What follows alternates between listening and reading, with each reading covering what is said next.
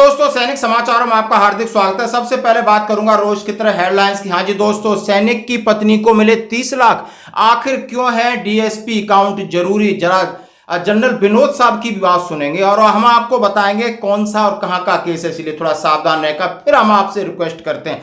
और दोस्तों, DGR fair, हाँ, डायरेक्टर जनरल रीसेटलमेंट ने एक्स सर्विसमैन के लिए 19 जुलाई को एक मौका दिया है कि आपको यदि सेकेंड ऑप्शन कैरियर चुनना है तो जरूर आपका हम स्वागत करते हैं। और दोस्तों, मैं फिर बात कहूंगा कि हाँ जी दोस्तों, अब चारों तरफ से प्रहार है, यानी बदला बदला बदले की आवाज आ रही है। सवाल उठाए जा रहे हैं, आखिर जिम्मेदार कौन है? एनएसए जिम्मेदार है, एमओडी जिम्मेदार है, एमओएच या कौन? आखिर एक कितनी बड़ी फेलियर है? और लगातार मुठभेड़ में कैप्टन सहित 4 जवान शहीद, डोडा में 5 हफ्ते में तीसरा आतंकी हमला, 2 साल में 10 अफसर जान गंवा चुके हैं, जम्मू आतंक का नया गढ़, आखिर क्यों हो रहा है? अभी तक शांति थी और अशांति एकदम कैसे हो गई? इसके ऊपर हर कोई सवाल पूछ रहा है। और खबरें करते हुए साथ से सबसे पहले मैं बात करूंगा डीएसपी अकाउंट की। जैसा दोस्तों, पूर्व सैनिक की आश्रित पत्नी को मिले 30 लाख का बीमा। पिछले वर्ष करंट की चपेट में आने से हुई पूर्व सैनिक की आश्रित पत्नी को सेना के डीएसपी अकाउंट पेंशन, सेना के सामूहिक दुर्घटना राशि 30 लाख रुपए मिली है। पिछले वर्ष 2023 में घर पर करंट लगने से बनबसा के भजनकवा निवासी पूर्व सैनिक विक्रम सिंह खाती का निधन हो गया था।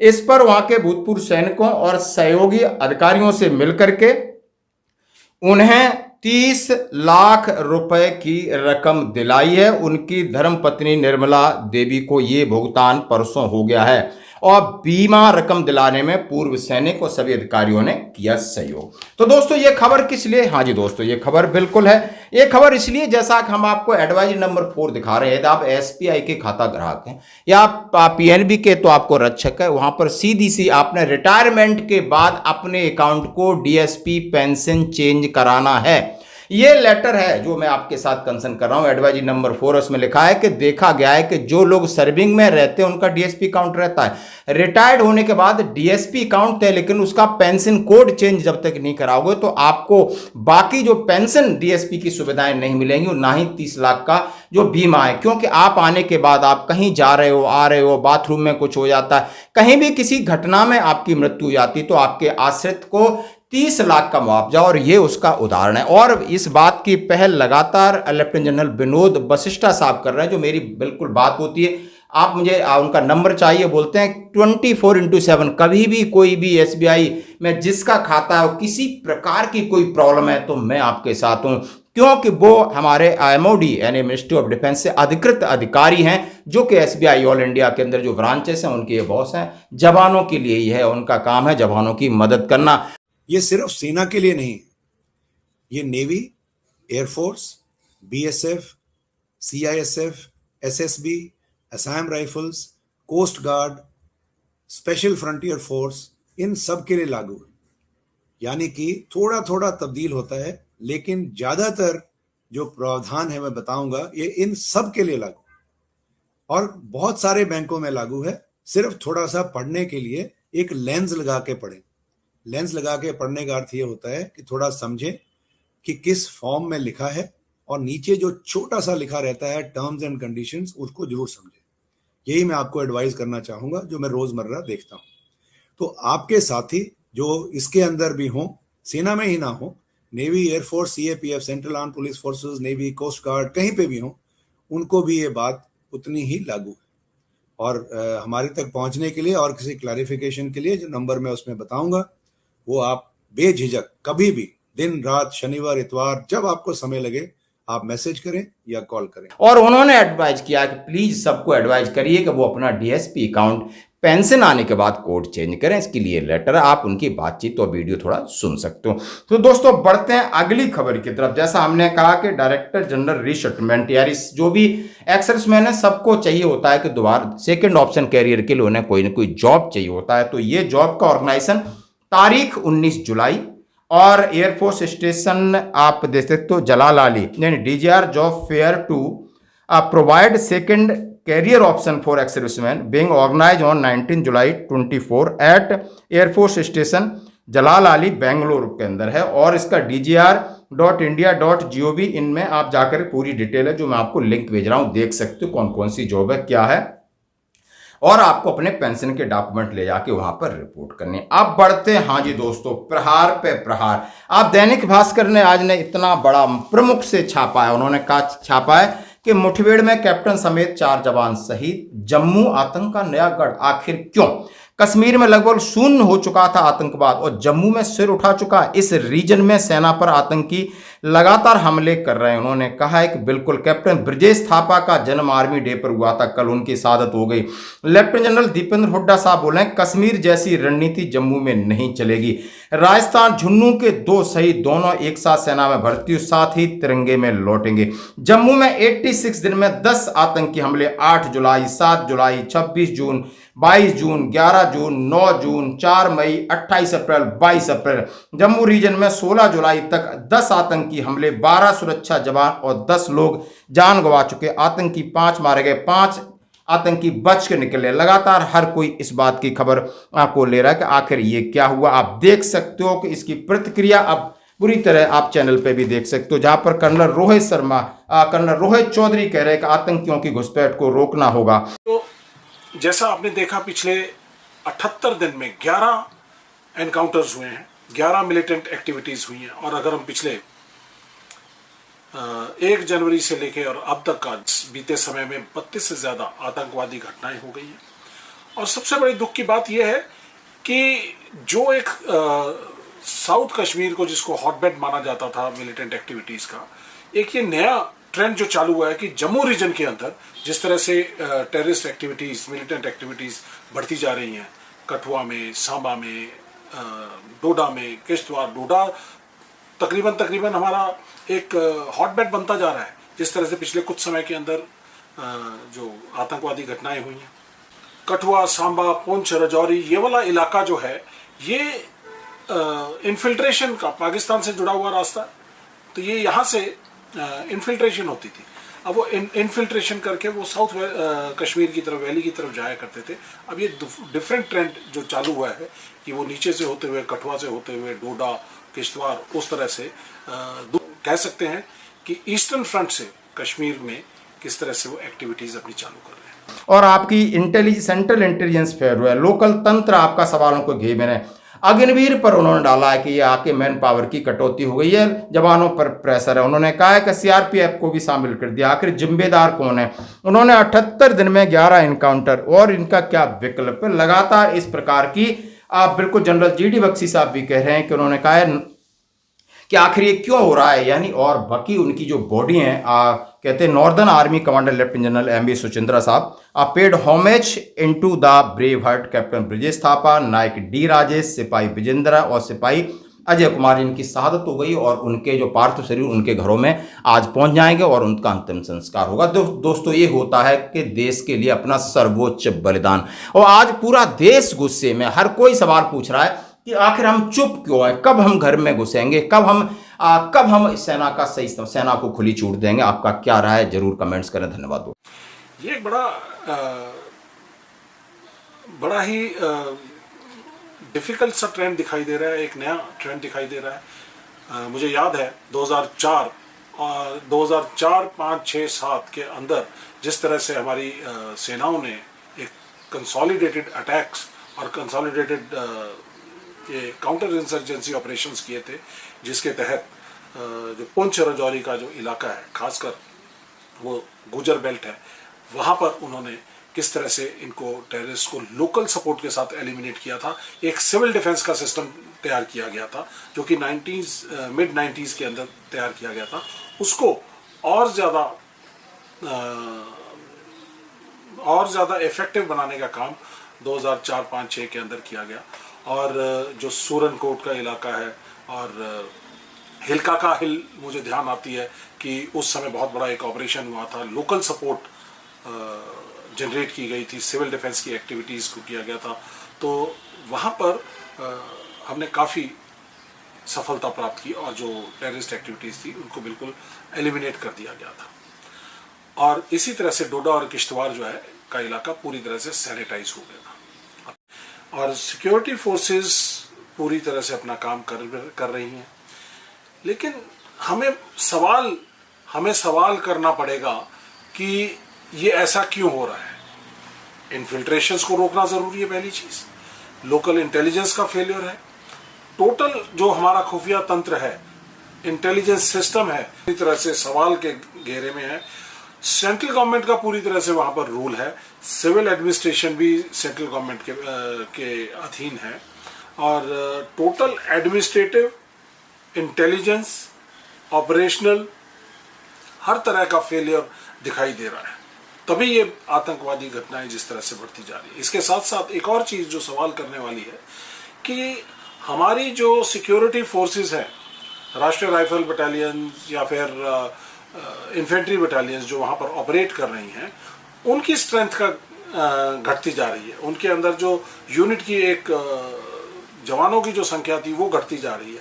जिस तरह से हमारे अग्निपथ योजना और अग्निवीर जिस तरह से भर्ती किए गए, उसके साथ साथ हमारे 2019 से लेकर और 23 के दौरान बहुत कम भर्तियां हुई, जिसकी वजह से हमारी स्ट्रेंथ काफी कम।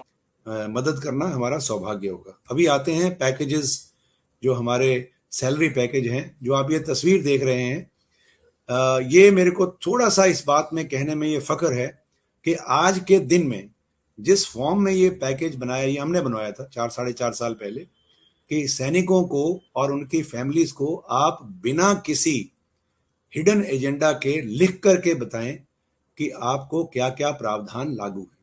ये जो पेज है, ये 4 पेज का डॉक्यूमेंट है, ये सैलरी पैकेज, इसमें लोगो लगा है, ऊपर लिखा है saluting the heroes of for their valour. आप इसका मतलब आप समझते हैं। ये जो पैकेज है ये सर्विंग सोल्जर्स के लिए है और एक्स सर्विसमैन के लिए भी लागू है।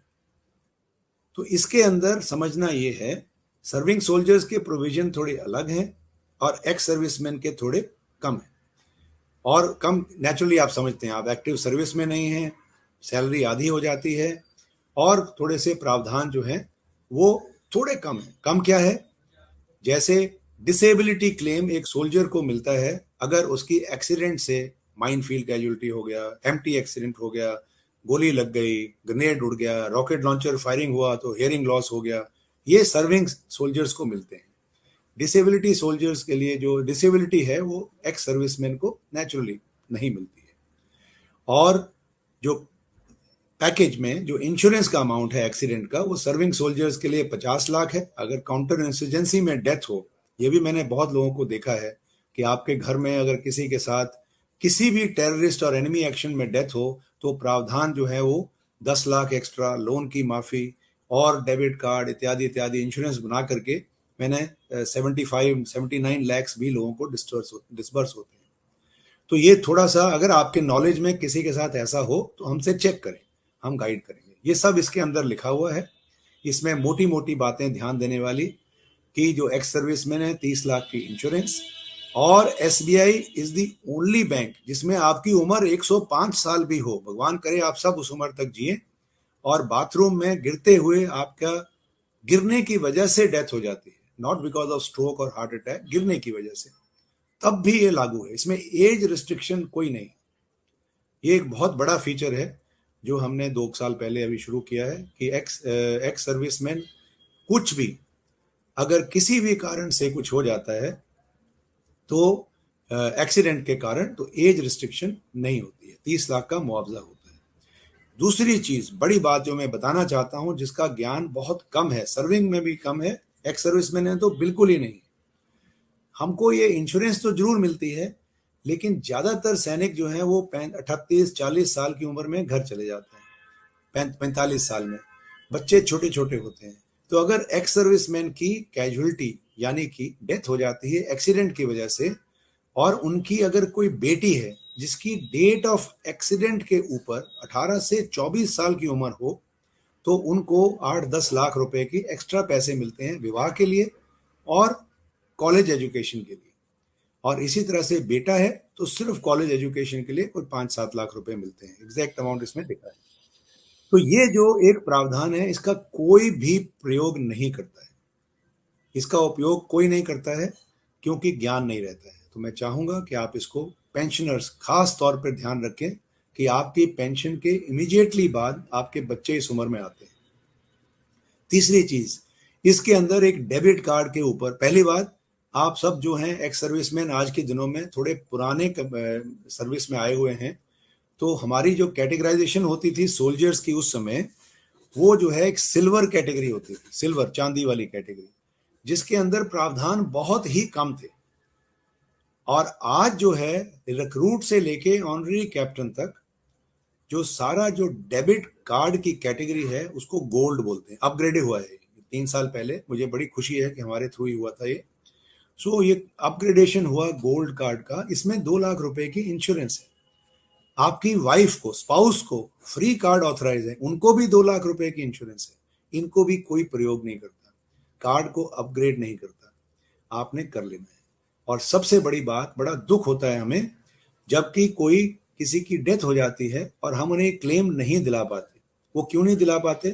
क्योंकि ये जो अकाउंट है, ये जब तक आपका अकाउंट डीएसपी में कैटेगराइज्ड नहीं होगा और पेंशनर्स के लिए डीएसपी पेंशन में कैटेगराइज नहीं होगा, तो जो सारे प्रावधान हैं ना वो लागू होंगे और ना ये इंश्योरेंस मिलती है।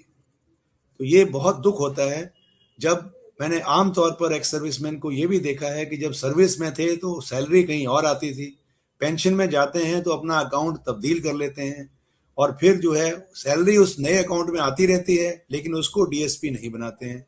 और 30-30 लाख रुपए का मुआवजा, 3-4 केसेस पिछले 1 महीने में हुए हैं। 3 लगभग 70 केस ठीक थे, लेकिन 3-4 केसेस ऐसे हुए। हमें उनकी विधवाओं को, उनके बच्चों को बड़े दुख के साथ दुख होता है इसमें। तो ये आप ना करें। उसके लिए आपने क्या करना है, ब्रांच में जाना है, अपने पीपीओ की कॉपी देनी है कि मैं ये पेंशनर हूँ, ये मेरा रैंक है, मेरे अकाउंट को डीएसपी पेंशन कर दीजिए। बहुत सिंपल है, कुछ भी जाने की जरूरत ही नहीं है। उसके बाद एक बार ब्रांच में जाके लेटर पे अपना एक सिग्नेचर ले लो एंड अगले अपनी पासबुक से या योनो से चेक कर लीजिए मेरा अकाउंट करेक्टली कैटेगराइज है। और तीसरी चीज, अपनी फैमिली को जरूर बताएं कि ये जो सारे प्रावधान हैं वो फैमिली पेंशनर्स को भी लागू है। ये सिर्फ एसबीआई में है। ये भी 2 साल पहले आरंभ किया। जो आपकी विडोज हमारी होती हैं, लगभग 5.6 लाख, 5.5 लाख से ऊपर हमारी वीर नारीज या नेक्स्ट ऑफ किन है, जो माता पिता या कभी जो यंग बच्चों की डेथ हो जाती है वैसे। तो ये जो फैमिली पेंशन ड्रॉ कर रहे हैं उनको भी ये प्रावधान लागू है, लेस एक्सीडेंट इंश्योरेंस। बाकी इसके अंदर जितने locker, concession, free ATM card इत्यादि इत्यादि, वो सब उनको फ्री ऑथराइज है। ये अपनी फैमिलीज को समझाएं, ये जरूर करें। तो मोटी मोटी बातें ये जो है इसकी डीएसपी पैकेज की मैं आपको बताना चाह रहा था। एक और चीज आपको बहुत जरूरी बताना चाह रहा हूं, एक कैटेगरी होती है जहां भी आपका अकाउंट है, आप बैंक में जा करके उनको बोलें कि मुझे इसमें mod, MoD mod, multi option deposit बोलते हैं, आप इसको मॉड समझें।